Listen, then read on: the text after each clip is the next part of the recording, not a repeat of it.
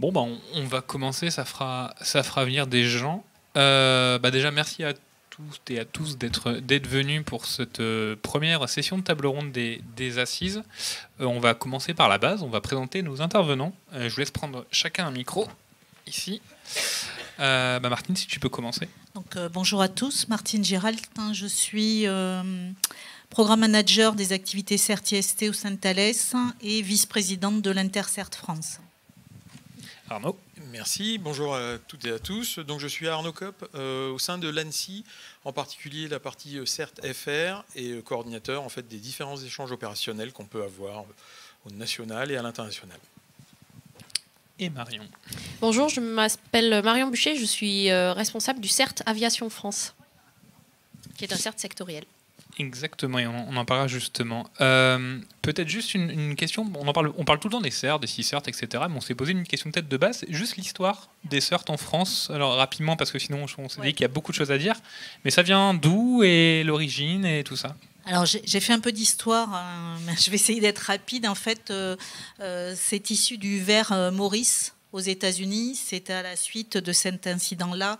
À l'époque, il y avait 60 000 machines connectées à Internet et 10% de ces machines ont été infectées.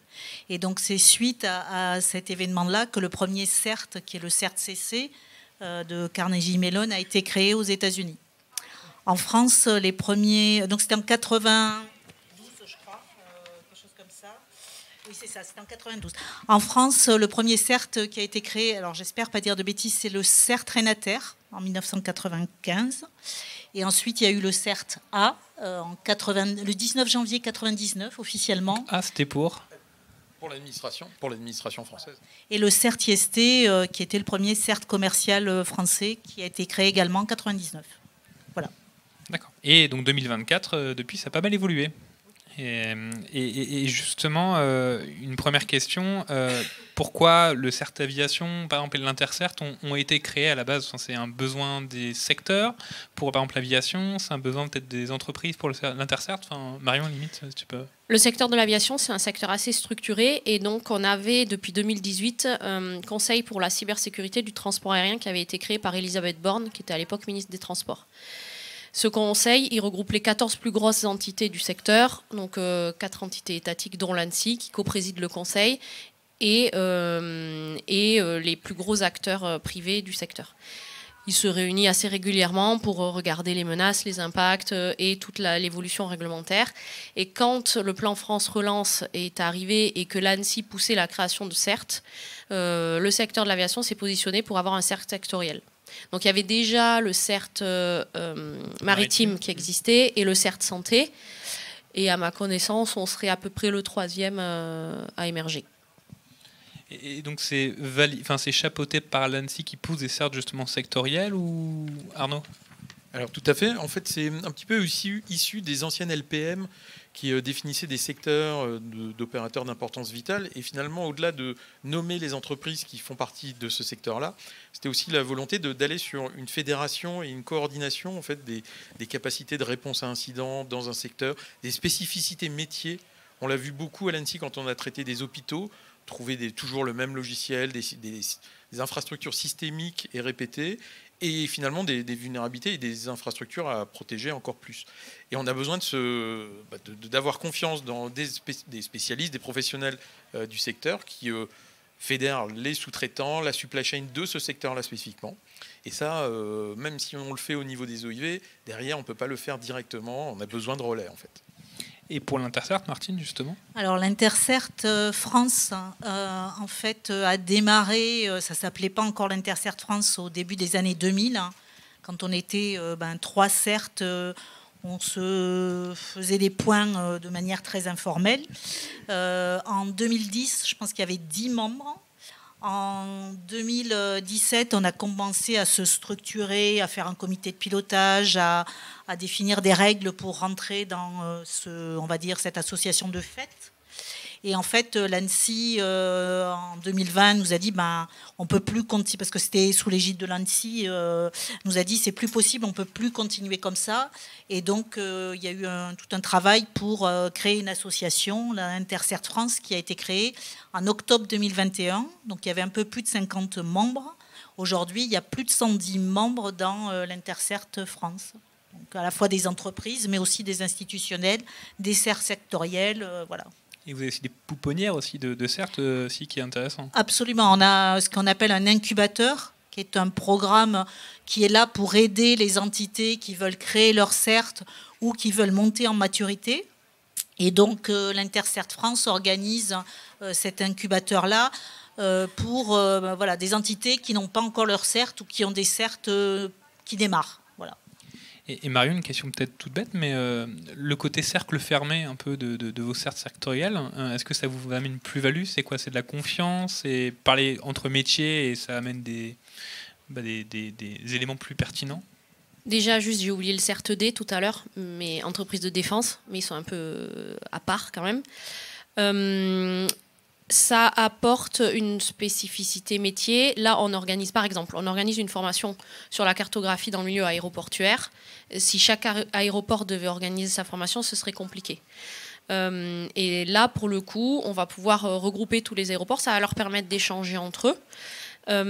Et ça permet aussi de rationaliser les efforts et d'avoir une formation qui va vraiment être spécifique à notre secteur.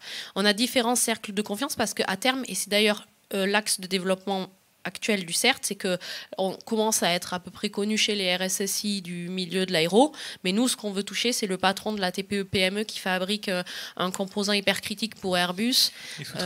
Voilà, éviter les ruptures d'approvisionnement et aussi éviter le vol de propriété intellectuelle, qui est quand même un gros souci de souveraineté et qu'on a du mal à quantifier en plus. Donc ça, on veut vraiment travailler là-dessus, et pour ça, il faut qu'on aille chercher des gens qui ne connaissent pas du tout la cyber. Et pour le coup, la DGAC, qui a été assez motrice au départ et qui donc s'est occupée des recrutements des 2 premiers personnels du CERT, a été assez maligne, je trouve, dans l'affaire, puisqu'ils ont cherché quelqu'un pour s'occuper du CERT, donc moi qui avais beaucoup d'expérience dans l'aéro et un peu d'expérience dans la cyber, et qui a été complété par quelqu'un qui est un super expert cyber, mais qui ne connaît pas trop l'aéro, donc maintenant on essaie de l'acculturer. Une type de choc. On a vu que y a un petit sujet, c'est les JOP, les JOP les JOP de Paris, on a pu parler avec notamment les conférences d'introduction. Ce qui est assez intéressant finalement, c'est la collaboration qui s'est créée pendant ces JOP 2024. Est-ce que justement, et je sais qu'Arnaud, c'est un sujet que tu as coordonné avec les équipes de l'ANSSI, mais est-ce qu'il y a des regroupements qui ont facilité les échanges, notamment avec l'ANSSI? Comment en fait vous avez réussi à faire collaborer toutes ces sociétés? Comment vous avez réussi à construire un peu cette collaboration qui a duré quand même, pas juste ces quelques mois, mais en amont il y avait quand même du boulot aussi. Alors effectivement, parce que faire l'inventaire de toutes les sociétés qui, de près ou d'assez près plutôt, parce que de loin ça faisait quasiment toutes les entreprises françaises, voire internationales, contribuer en fait au succès des jeux, c'était un petit peu de trouver qui sont ces points de contact, comprendre leur maturité, d'avoir une espèce d'annuaire géant de ces entreprises-là. Mais l'annuaire ne permettait que éventuellement de les contacter et de perdre du temps le jour où il y aurait un incident. Donc on avait besoin en anticipation d'essayer de les fédérer et de les faire se connecter à une plateforme permettant une communication rapide, descendante, très synchronisée, sans savoir qui éventuellement serait intéressé par quelle information. Et donc en fait autour de plusieurs centaines en fait, d'entreprises françaises qui étaient impliquées dans les jeux, eh bien, on les a connectés sur une plateforme de chat, on les a alimentés, et puis en fait, assez rapidement, on s'est rendu compte qu'eux-mêmes remontaient le fait qu'il ne se passait rien, rassuraient en fait les autres centaines de participants au canal. Et on a fait ça dans les différents cercles où on était en capacité de communiquer. Soit les entreprises là où on était déjà implémenté avec l'Intercert France, les CERT sectoriels, régionaux, donc ça c'était une partie de la communication. Et puis sinon les entreprises qui venaient peut-être même de juste nous découvrir, l'ANSSI, qui venaient d'avoir des contacts, on les alimentait et on vérifiait quels étaient leurs niveaux d'impact ou de stress en fait. Et c'était vraiment pour essayer de rester dans un niveau acceptable de stress et de gestion des incidents. Vas-y Martine. Oui, peut-être pour compléter, l'entité Paris 2024 a été intégrée à l'Intercert France en amont pour que justement elle puisse bénéficier de tous les échanges des CERT qui font partie de l'association Intercert France. Okay, Marion, tu voulais dire? Ouais, pour nous, ça a été... Enfin, je pense que vous partagerez peut-être ça dans la salle, mais c'était magique, les JO. À cette époque-là, on disait JO, et puis on pouvait mettre des réunions, on pouvait débloquer de l'argent, c'était chouette. C'est plus comme ça maintenant, non? Alors, du coup, quand même, nous, ça nous a vachement stimulés. Parce que la flamme olympique est arrivée 1 mois après que David, l'expert du CERT, soit arrivé.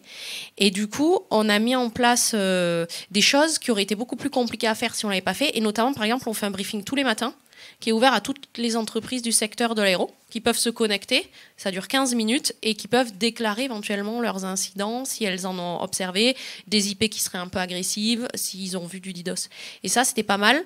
Et d'ailleurs, ça nous a permis de voir, alors qu'on n'a pas, nous, de capacités propres, enfin, on en a quelques-unes, on a développé quelques capacités, notamment la surveillance des sites Internet de nos membres. On peut voir la disponibilité et éventuellement le défacement. Mais ça nous a permis d'observer des choses. Et donc, quand j'entendais dire qu'il ne s'était pas passé grand-chose pendant les JO, il s'est passé moins de choses que ce à quoi on s'attendait. En revanche, on a quand même pu observer des choses. Et ça revient un peu une question derrière, c'est est-ce que finalement il y a eu des... Alors, vous ne pouvez pas donner bien sûr tous les détails, mais il y a eu des belles victoires justement par rapport à ces collaborations qui s'est créées entre soit les secteurs, soit l'ANSSI qui est un peu regroupé, l'Intercert. Enfin, finalement, qu'est-ce que vous en sortez de tout ça? Ça a été la rapidité de communication. Ça a été effectivement une confiance obligée. C'est-à-dire, on ne pouvait pas dire on vous communiquera dans 3 semaines des informations sur l'incident. Bon, c'était plutôt du temps réel, mais jusqu'à un temps réel la nuit, le week-end, le besoin de partager beaucoup de choses. Et parfois aussi de dire, comme il ne se passe rien ou rien d'impactant, c'est d'être prêt à le dire. Alors que le modèle précédent, c'est très souvent, on attend de creuser un événement, de vérifier, de rentrer en confiance sur la compréhension de la situation. Alors que là, pendant les JO, forcément, on acceptait d'aller un peu plus vite. On acceptait d'aller beaucoup plus vite. Et la difficulté maintenant, après JO, c'est justement de faire attention à comment est-ce qu'on revient dans un mode plus nominal, hors événement exceptionnel, et continuer à accepter de communiquer rapidement, d'avoir des niveaux de vérification parfois plus faibles, ou au moins de le préciser en fait. Ouais, ça va être mes questions derrière. Marion, tu voulais dire quelque chose? Effectivement, moi j'avais des membres qui nous disaient, au moins quand je venais à ce briefing et que j'avais une info, je ne me posais pas de questions, je prenais en compte l'IOC et j'appliquais ce que j'avais à appliquer. Et ça, pour eux, c'était quand même aussi une diminution un peu de l'incertitude. Oui, effectivement, au niveau de l'Intercert France, il y a eu beaucoup d'échanges aussi autour des JO. Et même si c'est un mode de communication dont on a l'habitude, etc., je pense que ça aide et ça rassure énormément. Oui, je crois que tu as même des statistiques ou des... Oui, j'ai quelques statistiques. Au niveau de l'Intercert France, on a une plateforme Mattermost où il y a pratiquement, pour 110 équipes, on a pratiquement 1000 personnes qui sont connectées à notre plateforme d'échange. Et il y a entre 200 et 400 messages échangés par jour. Et ce qui est intéressant, et même nous, au conseil d'administration, parfois on est surpris par ces statistiques. Il y a beaucoup d'échanges sur des canaux qui sont... il y avait un canal JO, il y a un canal vulnérabilité, mais il y a aussi beaucoup d'échanges. Plus de 70% des échanges sont des échanges directs entre les membres, entre eux. Et ça, c'est vraiment, pour nous, c'est un vrai succès. Ça veut dire que vous avez créé une communauté encore plus. Ouais. Il y a une vraie communauté qui se connaît et qui échange avec différents cercles de confiance et d'échange. Alors Arnaud, tu as un peu abordé le sujet, mais parce qu'il y a une question que je pense que quand on discute tous ensemble, à droite à gauche, on dit ok, c'était génial les JOP, on a eu du budget, c'était génial, mais finalement, qu'est-ce qui va en ressortir derrière, notamment pour la partie CERT France, l'ANSSI? Est-ce qu'il y a des leçons qui vont être sorties, qui finalement vous allez faire évoluer vos postures? Est-ce qu'il y a des choses concrètement, comment vous voyez la suite de toutes ces communications, tous ces bulletins, tous ces échanges? Comment on ne va pas perdre tout ça, quoi? Alors tout à fait. Les JO, c'est une fois dans la vie que l'on a dans son pays. Par contre, ce qu'on va avoir qui va arriver dans 2-3 ans, là, c'est Nice 2. Et donc, en fait, ce qu'on est déjà en train de regarder aujourd'hui, c'est dans une situation qui sera celle de Nice 2, avec beaucoup plus de bénéficiaires, des niveaux de maturité très variables, comment faire pour continuer à alimenter avec des informations plus ou moins qualifiées, avec des informations plus ou moins facilement actionnables, et donc que finalement les consommateurs d'informations le prennent à bon niveau et qu'on ne fasse pas des éléments trop compliqués. Et ça, en fait, la difficulté de l'ANSSI, c'est qu'on va avoir beaucoup plus de bénéficiaires. En France, ça va être démultiplié, on n'a même pas le chiffre. Mais on ne pourra pas faire en direct. On va être obligé de trouver des relais qui eux-mêmes, on va les alimenter avec, et peut-être des choses extrêmement exhaustives sur de la connaissance des éléments, parce qu'après, on leur demandera de relayer, en fonction de la maturité des destinataires, les différents éléments. Et la difficulté, c'est de trouver aussi quels sont les industriels, au-delà des écosystèmes relais, c'est les industriels relais à qui on va pouvoir fournir des éléments pour qu'eux puissent intégrer ces éléments-là dans leurs propres produits, plateformes, solutions, et que ça rende service à une communauté d'utilisateurs, en fait, les assujettis à NIS 2, par exemple. La difficulté, ce que l'on a vu, c'est déjà de comprendre quelle est la victimologie ou quels sont les impacts que les entreprises peuvent estimer subir. Et on s'est rendu compte pendant les JO que certaines entités nous remontaient immédiatement comme une crise, une attaque déni de service sur des volumétries très importantes. Mais c'est parce qu'en fait, leur infrastructure, leur plateforme n'était pas vraiment en capacité d'encaisser des grands volumes ou des attaques majeures. Et en fait, c'est au-delà de la maturité de l'infrastructure, on doit parler de la maturité de l'infrastructure et pas uniquement la maturité de l'organisation. Et ça, c'est aussi un petit peu ce que l'on a voulu voir, c'est qu'est-ce que l'on peut apprendre comme remontée de signaux faibles, comment transformer ça en éventuellement une connaissance plus approfondie. Et derrière les JO, il y a aussi toute la partie judiciaire, la partie... parce que tout ce qui s'est passé pendant les JO, énormément de choses sont judiciarisées. On a parlé de 83 incidents.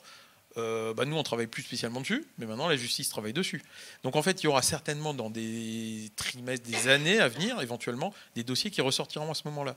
Mais tout ça, il faut l'alimenter et fournir, en fait, de la connaissance.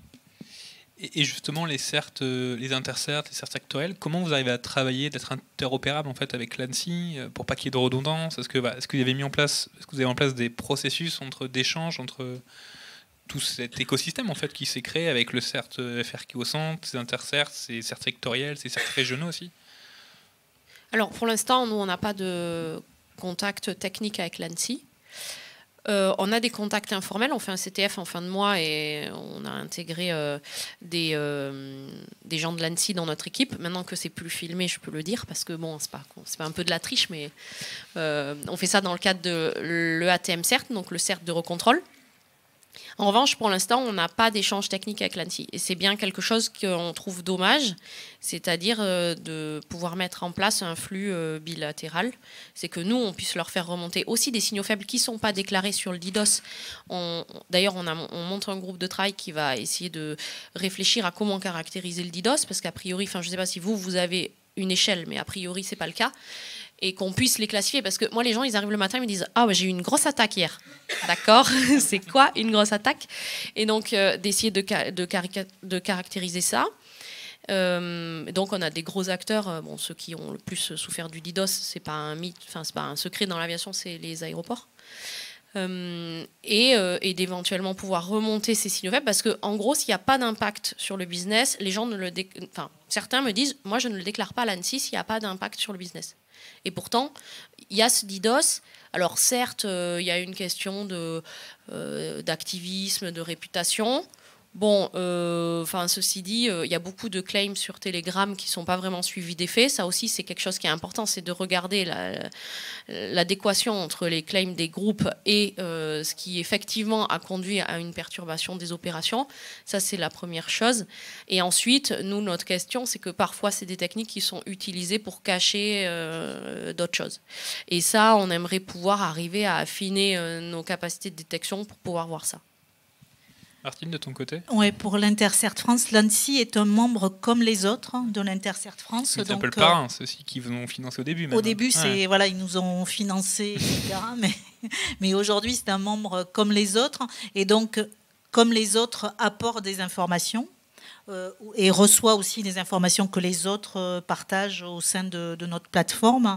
Ce qui est important, on ne l'a pas encore dit, mais pour qu'une communauté d'échange fonctionne, il faut qu'il y ait qu'on se connaisse, qu'il y ait une confiance entre eux. Quand je partage une information, qu'est-ce que les autres vont en faire.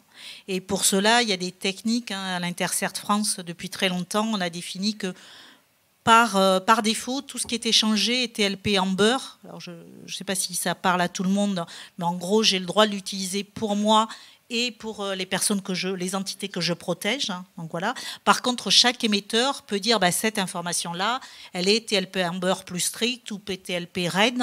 Et ça, c'est vraiment très important. Donc il y a ça, et parfois il y a aussi une autre technique qui s'appelle PAP, donc ce que j'ai le droit de faire avec l'information qui m'a été partagée. Est-ce que j'ai le droit de la mettre sur virus total? Est-ce que je dois l'utiliser que sur un réseau fermé? Et le respect de ces règles est essentiel. Si on veut qu'une communauté marche, il faut que des règles soient édictées, que chacun des membres accepte ces règles, et que s'il y a le moindre manquement, il y ait tout de suite une réaction pour qu'il n'y ait pas de dérive. Et moi, je conçois la réticence que peut avoir l'ANSSI à partager, parce que effectivement, venant de la défense, j'avoue qu'il y a parfois des choses que j'entends et qui devraient pas forcément être partagées dans certains contextes. Et ça, c'est un travail aussi que nous, on doit mener de pédagogie.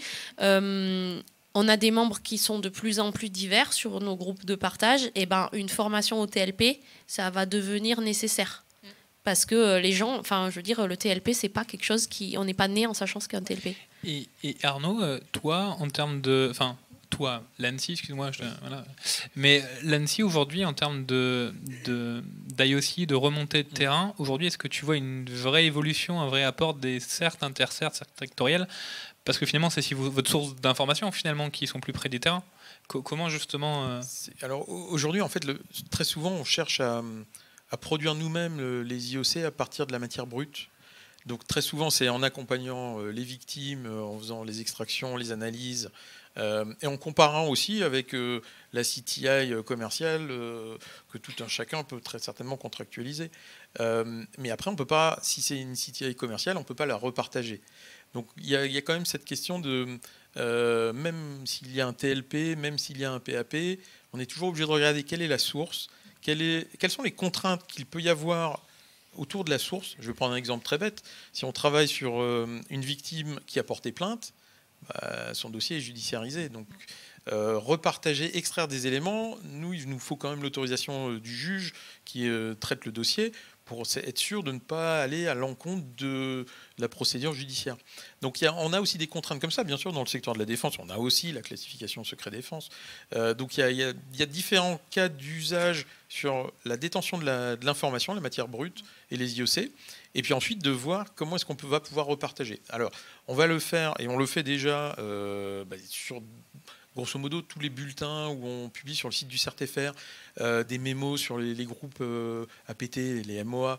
On essaie de mettre des IOC avec, qui en général sont des IOC que l'on a réussi à fabriquer en propre, que l'on cherche justement à mettre en avant auprès de tout le monde, souvent pour faire une recherche d'antériorité, vérifier si on n'a pas été concerné par la même affaire. Mais ça reste du temps assez long, parce que ça veut dire qu'on a pris le temps d'analyser, de comparer, de regarder ce que le marché pouvait fournir, etc. Donc on n'est pas forcément les premiers communicants là-dessus. Okay. Alors, à contrario, justement, au sein de l'Intercert France, il y a beaucoup d'immédiateté. C'est-à-dire quelqu'un trouve quelque chose chez lui et tout de suite dit j'ai vu ça, est-ce que vous l'avez déjà vu, est-ce que vous savez à quoi ça correspond, et je trouve que c'est un bon complément. Oui, voilà. C'est complémentaire les deux. Plus une question justement pour Marion et Martine sur la partie CERT. Aujourd'hui, on a les intercerts qui sont fermés. Aujourd'hui, il y a cette confiance. Les CERT sectoriels, l'aviation, la maritime, les éléments de défense. Est-ce que vous arrivez à échanger finalement, parce que vous avez beaucoup d'informations qui sont remontées de votre côté et qui sont très pertinentes.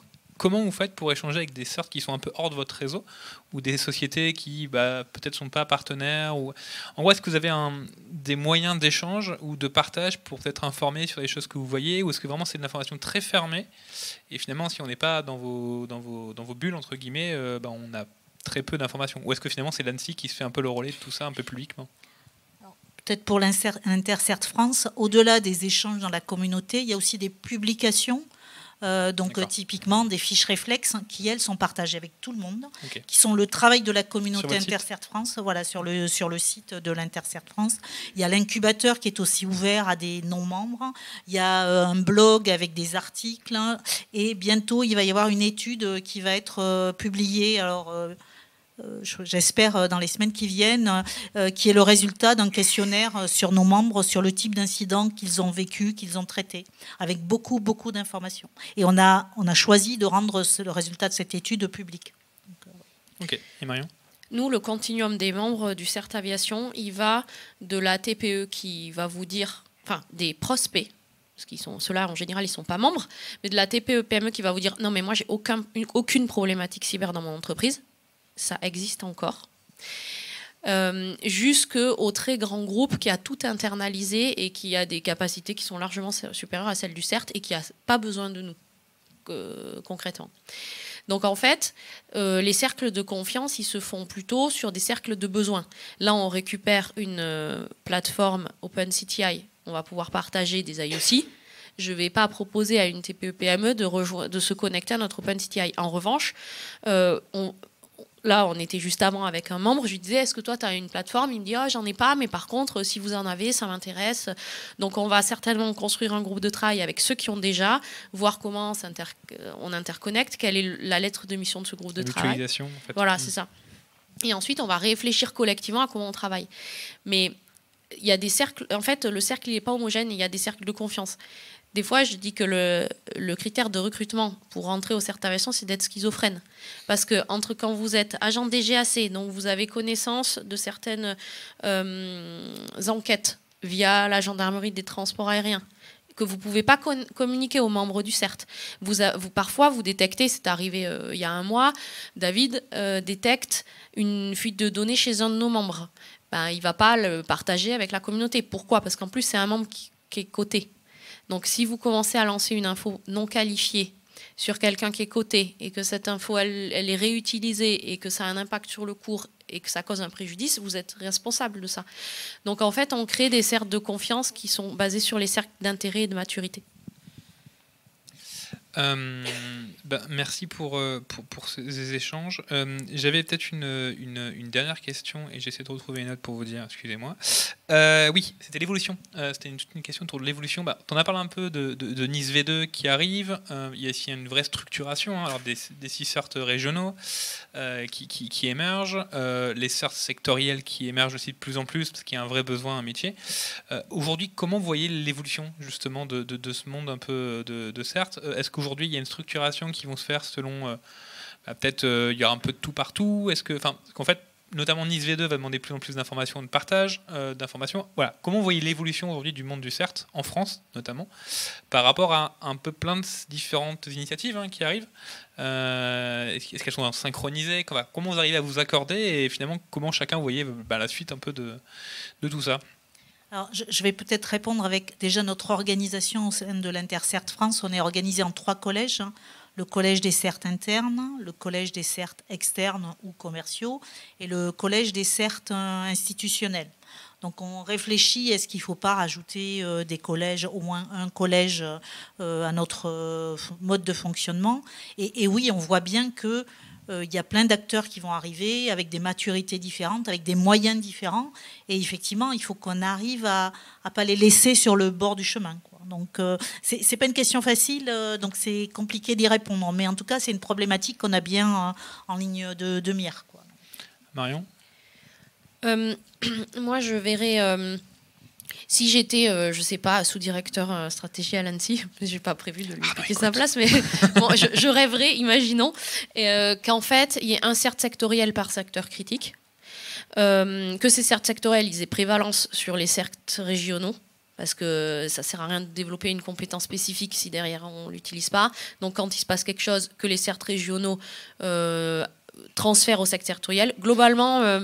c'est ce qu'on essaie de... C'était pas le cas il y a 1 an et demi quand je suis arrivée et c'est ce qui commence à rentrer un peu dans l'idée.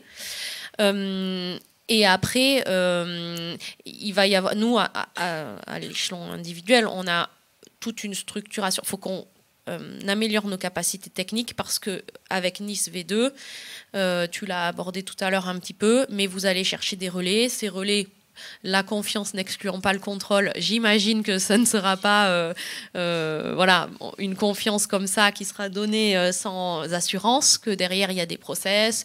On le voit avec l'incubateur de l'Intercert. En fait, il y a une partie, faut détecter, il faut avoir des capacités techniques, mais il y a aussi toute une partie de structurer ce qu'on fait, écrire comment on le fait. Voilà. Et donc, nous, on a tout ça à faire. Et comme on n'est pas beaucoup, même si là, on a quand même déjà une communauté de 50 membres et on leur demande de payer à partir de janvier, donc on va voir qui y reste, comptez-vous après avoir fait le chèque, ça va nous permettre de récupérer des capacités qui vont nous permettre de structurer tout ça. Et Arnaud ? Alors, moi, je pense que même dans Nice 2, je pense que les CSIRT eux-mêmes seront assujettis à Nice 2, en fait. Et c'est même la difficulté, c'est que finalement, on est sur des services de sécurité qui vont eux-mêmes devoir se protéger, parce qu'en fait, finalement, les informations qu'ils vont détenir, que ce soit sur les vulnérabilités, sur les fuites de données, les éléments recherchés, ce sont eux-mêmes déjà des données à protéger. Et là où les CSIRT fonctionneront efficacement, c'est quand il y a une interconnexion entre les CSIRT, une capacité de confiance, avec le CERT-D par exemple, dès qu'on est dans le secteur de la défense, avec les CSIRT régionaux en fonction des types d'événements, parce que ça peut aussi être quelque chose qui n'est pas spécifique du secteur, mais des incidents bureautiques ou autres, etc. Et le premier qui va le détecter n'est pas forcément celui qui va traiter et accompagner. Et donc passer les dossiers des uns aux autres. Un petit bémol quand même si c'est pas forcément... Je prends un exemple réel qui nous est arrivé, une intervention qu'on a faite. C'était pas... c'est un ransomware, c'est pas spécifique au secteur. En revanche, dans les informations sur l'analyse de sensibilité, il y a des choses... il y a des choses où il faut connaître un petit peu le secteur pour dire ça c'est sensible ou ça l'est pas. Et comme l'ANSSI a super bien fait les choses, vous avez financé via BPI France une plateforme pour les CERT, qui est un projet qui est l'idée par Thales d'ailleurs, sur le deuxième métier de Martine. Et en fait, c'est génial parce que c'est de la plateforme... pour nous, on n'a pas besoin de se prendre la tête sur la MCO, la MCS. Oui. On a une plateforme, on a un MISP, on a du partage de données, on a de la CTI et on a de l'analyse de malware et on ne maintient rien. Et en fait, on a des gens qui font ça très bien. Certaines de service, quoi, en mode SaaS. C'est exactement ça. Et donc, on est les premiers bêta-testeurs. Donc là, on récupère l'accès, mais ce sera ouvert à tous les CERT. Et on pourra être via cette plateforme. Si tous les CERT français se mettent sur cette plateforme, enfin tous les CERT, peut-être pas les CERT internes, mais on pourra être dans différentes communautés. On peut imaginer une communauté inter-CERT et vous pouvez avoir toutes vos communautés de CERT sur la même plateforme, avec tous vos MISP. Alors, tout à fait, parce que justement, les CERT, ce qu'il faut regarder, c'est quelle va être l'offre de service. Et tous les CSIRT régionaux ou sectoriels, tous ne voudront pas forcément avoir exactement le même catalogue de services. Et la question, ça va vraiment être de trouver qui va fournir quel service pour quel bénéficiaire. Déjà, avoir identifier tous les bénéficiaires, identifier les services. Est-ce que ce sont des services centralisés, une plateforme commune, des services automatisés de l'ANSSI, par exemple, en supposant que ça réponde à une majorité de besoins. Mais après, il y aura toujours des services vraiment très spécifiques, très liés au métier, très liés aux applications, sur lesquels là, l'ANSSI n'aura peut-être pas l'expertise du déploiement et qui aura toujours besoin de ces CSIRT relais. Très bien, merci beaucoup. On est pile à l'heure, donc déjà merci beaucoup pour vos retours. Est-ce qu'il y a des questions dans la salle ? Alors, Quentin, si tu peux te lever, ça fait un peu l'école des fans, mais j'ai l'impression que c'est comme ça ici maintenant. Donc si tu peux te présenter, à chaque fois présenter votre société. Et puis, oui, tu peux chanter si tu veux, Quentin. Voilà. Bonjour, Quentin Rivette. Voilà, ça marche pas. Si Quentin Rivette, ça marche. Quentin Rivette, SNCF Voyageurs. Mes parents ne sont pas dans la salle. Tu veux lire sur nos genoux, Quentin?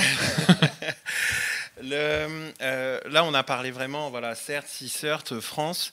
Il y a eu quand même un moment Eurocontrol, qui est donc européen pour la partie aviation, qui a été évoqué. Quelle position de ces initiatives CERT, CSIRT, France vis-à-vis des ISAC, notamment des ISAC énergie européen, ISAC aviation qui lui est international, et comment tout ça fonctionne à cet étage plus large, mais à un moment, ça va au-delà du territoire français.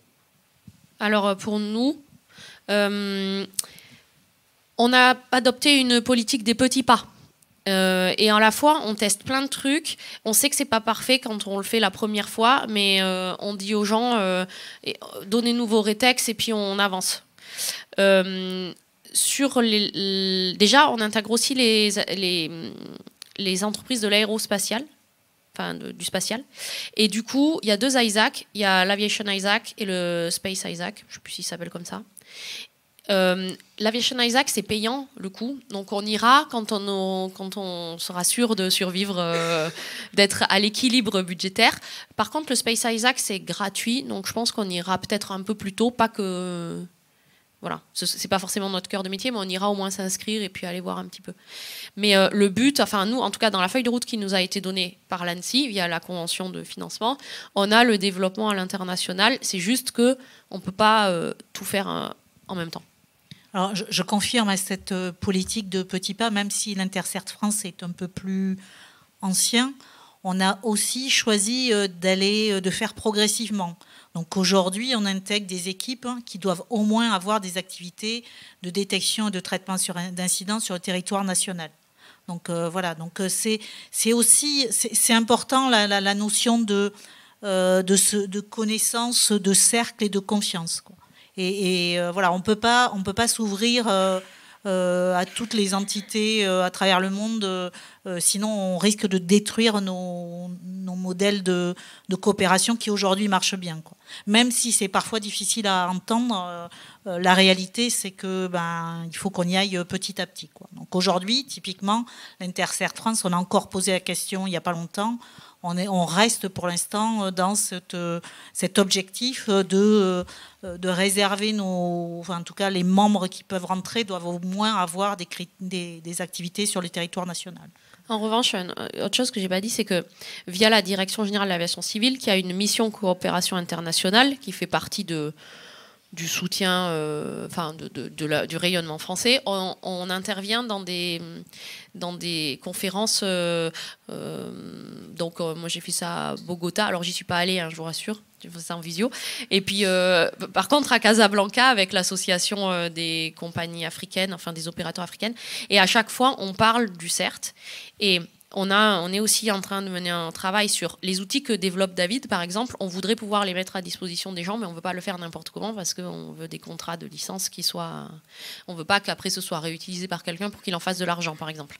Donc bref, il faut qu'on formalise tout ça. Mais en revanche, et on en parlait avec le conseil d'administration, nous on parle de l'initiative. Si des gens sont intéressés et qu'il faut qu'on leur donne nos outils, on passera à la deuxième et puis on fera nos contrats et on leur donnera nos outils. Arnaud ? Et sur le volet international, en fait, l'ANSSI, de toute façon, a des échanges avec tous les homologues de l'ANSSI au niveau mondial. Alors ça, depuis très longtemps. Faut jamais oublier que le CERT-FR couvre la Guyane jusque la Nouvelle-Calédonie. Donc parfois, il y a des problèmes de plage horaire très compliqués pour accompagner des victimes dans des territoires très éloignés. Et en réalité, on a besoin de coopération avec les autres pays, les pays qui peuvent être plus proches éventuellement.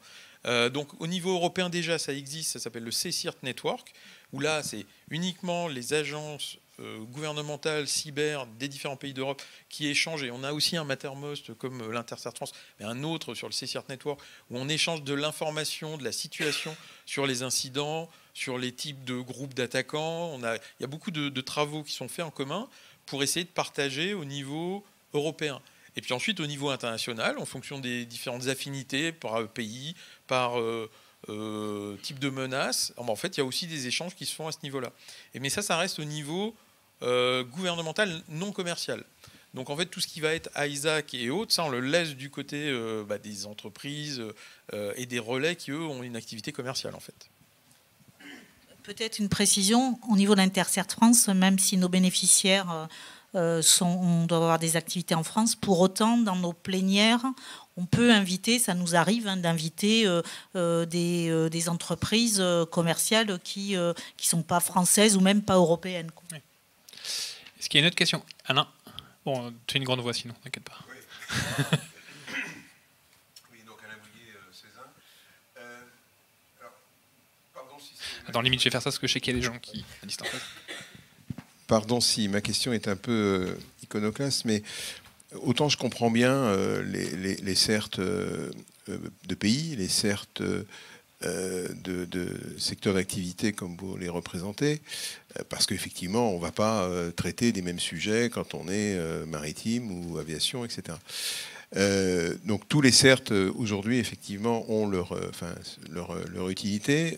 On a quand même un peu l'impression, quand on regarde ça de haut, que c'est un peu un millefeuille quand même. Et moi j'ai du mal, depuis qu'ils ont été créés, à comprendre l'intérêt des CERT régionaux.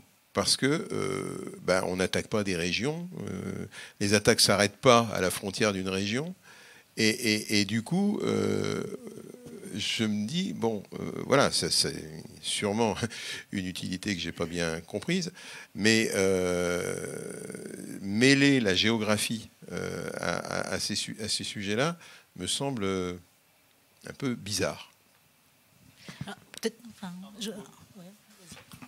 je pense que, on a besoin de rapprocher sur les territoires, en fait, les offreurs de services, les offreurs de solutions ou d'accompagnement. En fait, ça serait comme de dire, on va mettre que tous les hôpitaux à Paris et on va laisser les malades remonter à Paris. Aujourd'hui, même dans le numérique, les entreprises, elles ont besoin d'une proximité, peut-être aussi pour la formation, pour l'accompagnement. En fait, pour la partie anticipation et pas uniquement la partie réponse à incident le jour où l'accident est arrivé. Et on estime que toute cette partie de proximité numérique, d'enseignement, d'éducation, elle sera largement mieux déployée en local, parce que c'est encore une question de confiance très souvent, de disponibilité. L'ANSSI pourrait très bien envoyer plein de monde par les TGV qui sont tous remontés à Paris. Ça ne serait pas forcément très efficace et en fait, à un moment donné, ça ne tiendrait pas à l'échelle. Donc en fait, on a aussi besoin d'avoir une présence, de démultiplier et d'avoir des écosystèmes qui vont monter en maturité, mais aussi bien sur l'enseignement, sur les universités. Donc tout l'écosystème, c'est pas que la réponse à incident. En fait, le mot CISERT semble être un peu trop réducteur. En fait, je comprends, il y a aussi tout ce qui est en amont, et vous appelez ça CISERT régionaux, mais finalement, c'est une ANSSI-like régionale, quoi. Enfin, je simplifie un peu. D'ailleurs, il y en a qui ont des entités qui sont, par exemple, Cyberrock, qui est en Occitanie, ils font les deux. Ouais. Et tous les CISERT régionaux ne font pas les mêmes services, n'offrent pas les mêmes services à leurs bénéficiaires. Et je pense qu'il n'y a pas des CISERT sectoriels dans tous les secteurs d'activité. Et il y a beaucoup de TPE, PME qui sont démunis. Et le seul relais pour eux, c'est de s'adresser à leurs CISERT régionaux. Et je pense qu'il y a cette proximité, elle est vraiment importante, quoi. Donc, voilà. Est-ce qu'il y a une autre question pour finir? C'est qu'il est bientôt 45. Non? Bon, c'était très complet. Merci à vous.